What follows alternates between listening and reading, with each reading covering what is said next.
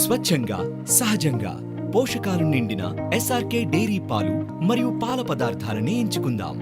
మన భారతదేశంలో మన సమాజంలో అనేకమైనటువంటి ఒక వృత్తులు ఉన్నాయి.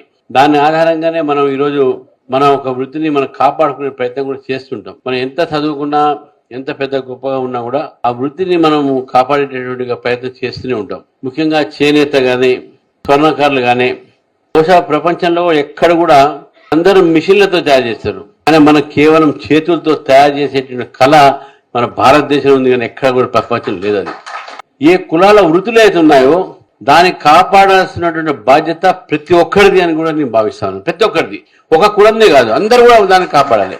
మన దురదృష్టం ఏంటంటే తెలంగాణ ప్రభుత్వం గతంలో కేసీఆర్ గారు ఈ కులాలన్నీ గురించి మాట్లాడాడు. అన్ని మాట్లాడి ఈ రోజు దాని పరిస్థితి మనం చూస్తాను. గొర్రెల విషయంలో 1000 కోట్ల స్కామ్ అయిందని దాంట్లో కాంగ్రెస్ పార్టీ ఆ 1000 కోట్లు బయట తీస్తుందో వీళ్ళు కూడా 1000 కోట్ల సగం తీసుకుంటారు మన తెలియదు. భారతీయ జనతా పార్టీ ఈరోజు కేంద్రంలో నరేంద్ర మోదీ గారు అసలైనటువంటి ఒక బీసీ ఒక సంక్షేమం కోసం, అసలైనటువంటి ఒక ఈ కులాల ఒక వృత్తుల్ని కాపాడటం కోసం ఎన్నో కార్యక్రమాలు తీసుకోవడం జరిగింది. ముఖ్యంగా ఇన్సూరెన్స్ స్కీమ్స్ ఈరోజు కేంద్ర ప్రభుత్వంలో ఉన్నటువంటి ఒక ఏతున్నాయో ఆ ఇన్సూరెన్స్ అన్ని కూడా అందరూ కూడా వాడుకోవాలి. మీరు రాష్ట్ర ప్రభుత్వం మనకు చెప్పట్లే ఏమేమి స్కీమ్స్ ఉన్నాయని. నేను తర్వాత మన కార్యకర్తలు చెప్తాను.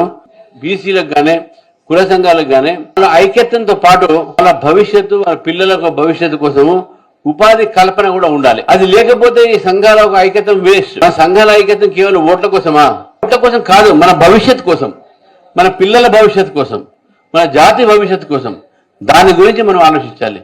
బీజేపీ అదే ఆలోచిస్తుంది. ప్రతి ఒక్క కులం ఒక భవిష్యత్తు, వాళ్ళ ఒక వృత్తి యొక్క భవిష్యత్తు, వాళ్ళ పిల్లల ఒక భవిష్యత్తు గురించి ఆలోచిస్తుంది.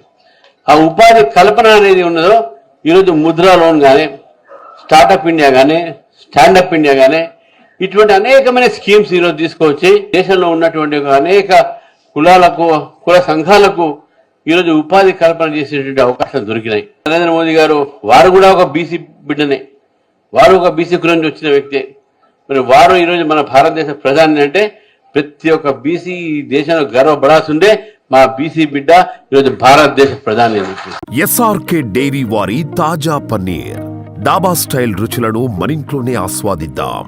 ఎస్ఆర్కే పన్నీర్ తో SRK milk and milk products.